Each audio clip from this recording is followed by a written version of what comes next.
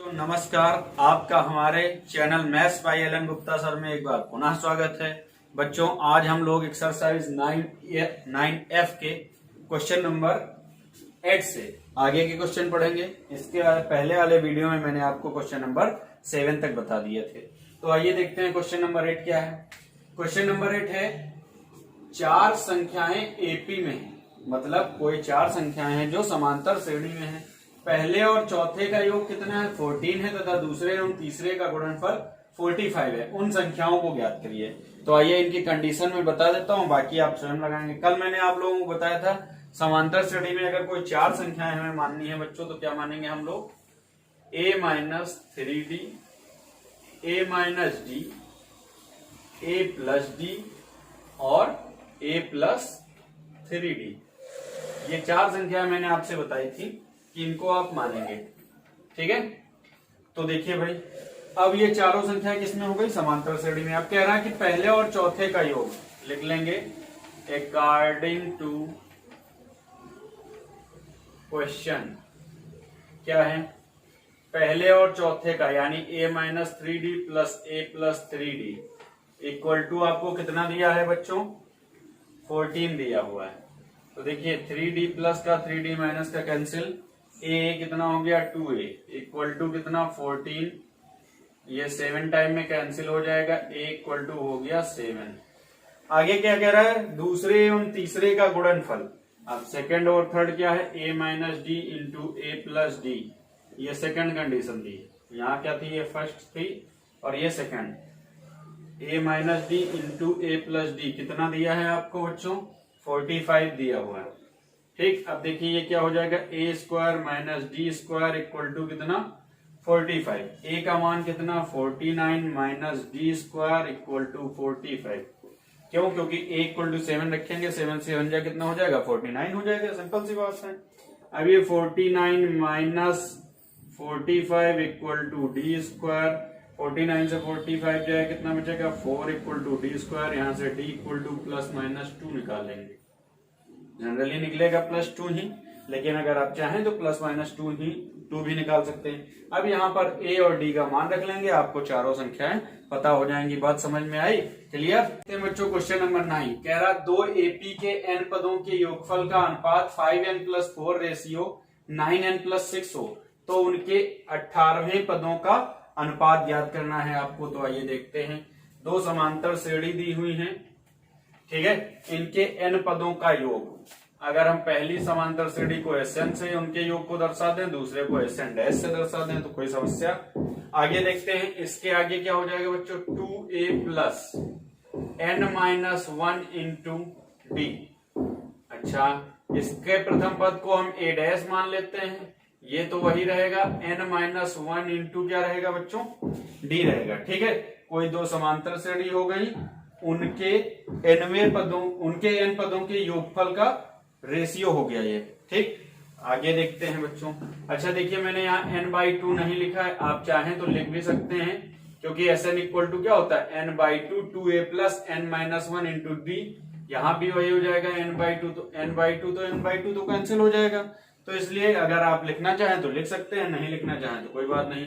अब इन पदों का अनुपात जी, तो यहाँ कितना दिया है बच्चों, 5n+4 दिया है, अपान कितना दिया 9n+6 equal to 2a plus n-1 into d upon 2a' plus n-1 into कितना d।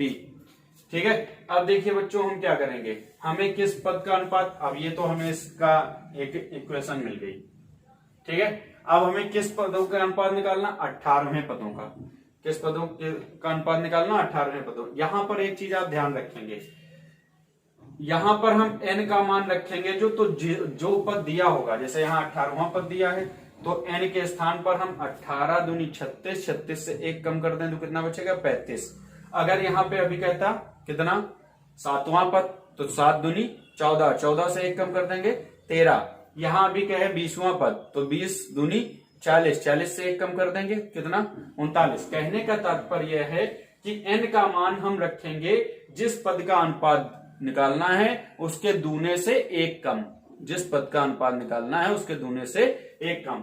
तो यहाँ पे कितना है, 18 है ना, तो यहाँ पे हम n इक्वल टू इस तरीके से लिख सकते हैं, n equal to 2 into 18 minus 1, तो कितना हो जाएगा 18 टू जा 36, 36 से बन जाएगा कितना बचेगा बच्चों 35। अब n के स्थान पे हम लोग क्या रख लेंगे, यहाँ 35 रख लेंगे।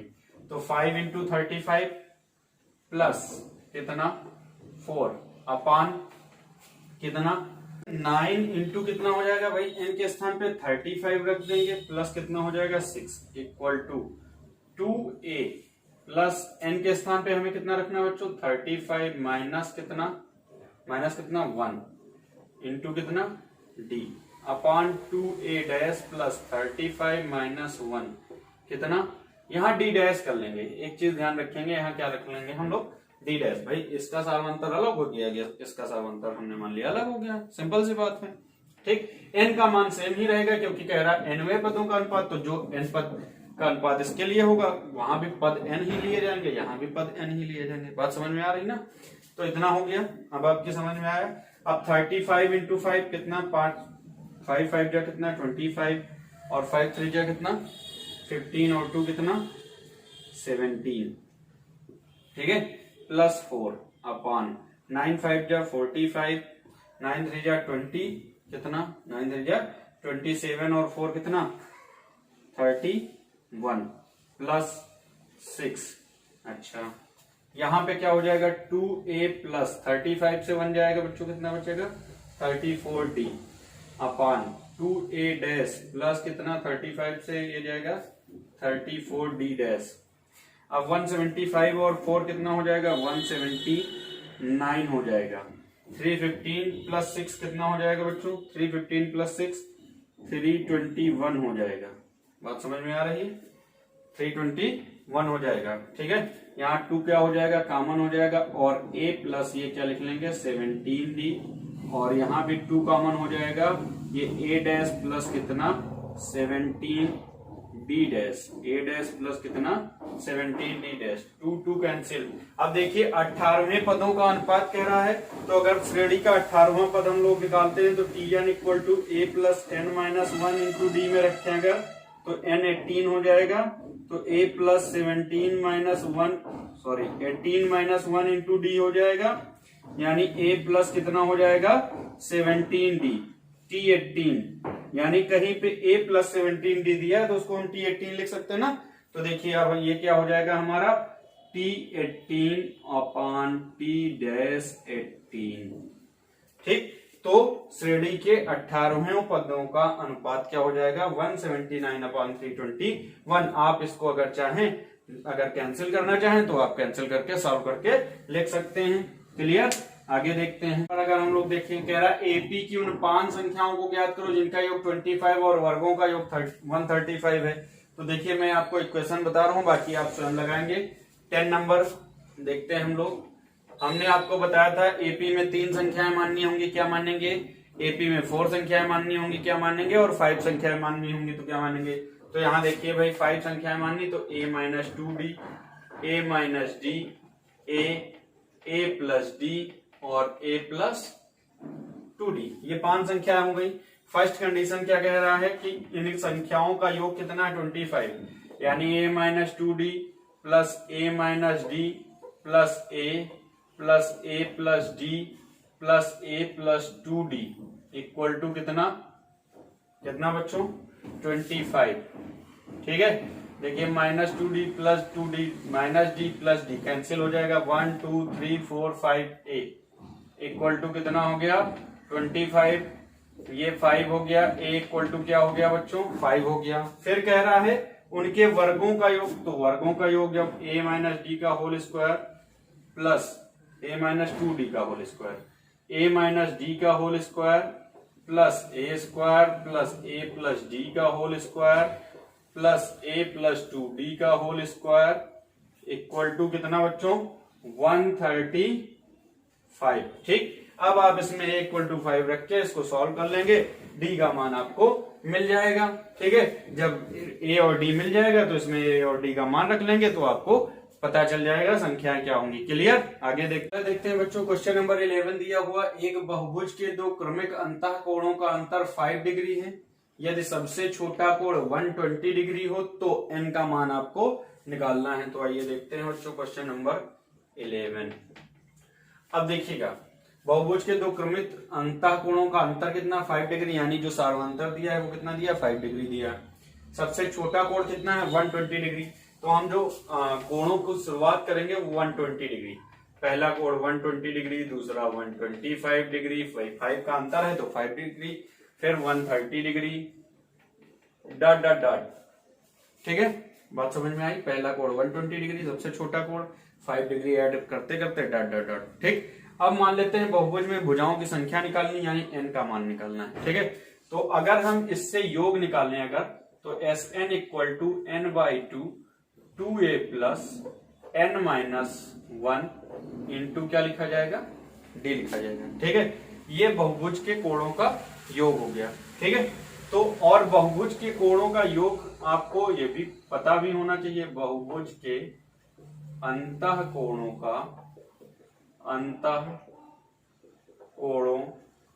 का योग कितना होता है, n-2 इंटू 180 डिग्री। ठीक, तो इसके स्थान पे हम ये रख देंगे 180 degree into n-2 equal to n/2 2a, A के स्थान पे 120 degree plus n-1 into D के स्थान पे 5 डिग्री। बात समझ में आ रही?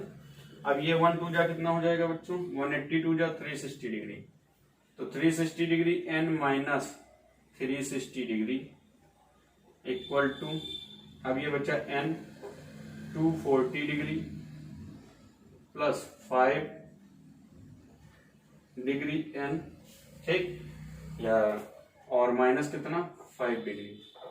ठीक, अब 360 degree n minus 360 degree 240 degree n। ठीक, प्लस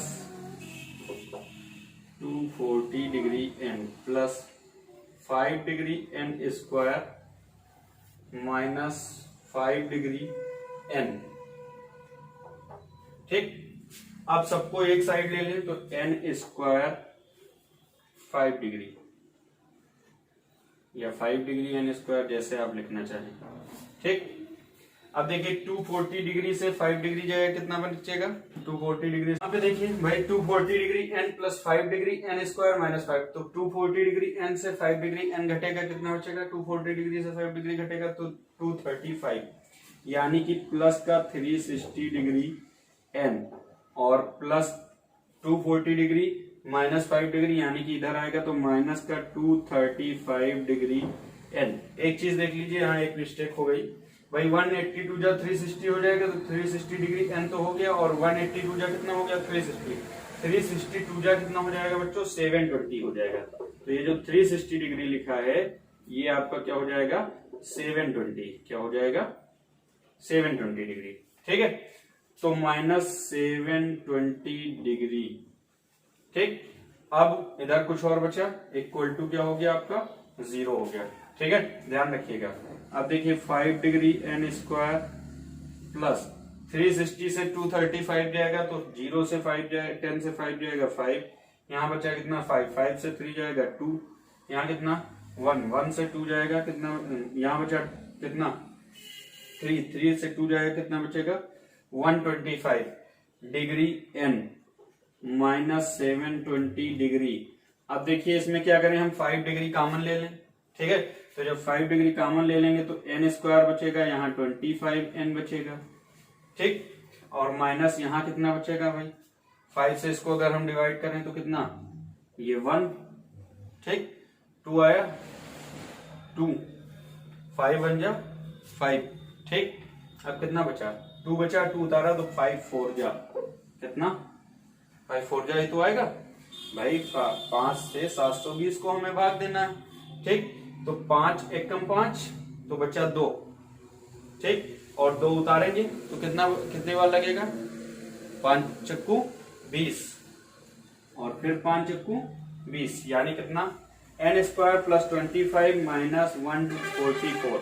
अब 144 के ऐसे टुकड़े जिनको जोड़े घटाएं कितना हो जाए 25 हो जाए, तो 16 9 144 यानी कि प्लस का 25 माइनस, अब आप इसके क्या करिएगा फैक्टर कर लीजिएगा और जनरली 16 9 कितना होता है 144, ठीक है। फैक्टर करके n का मान आप लोग निकाल लेंगे, जो n का मान आएगा वो आपका आंसर हो जाएगा। क्लियर। में एक चीज और देख लीजिए बच्चों, भाई हम लोग क्या कर रहे हैं, सबको इस साइड ला रहे हैं ना, एक साइड लाएंगे तो जैसे इधर लाएंगे तो क्या हो जाएगा माइनस का 5n स्क्वायर आ जाएगा ना भाई, इधर आएगा तो क्या आएगा माइनस का 5n स्क्वायर आएगा, ठीक।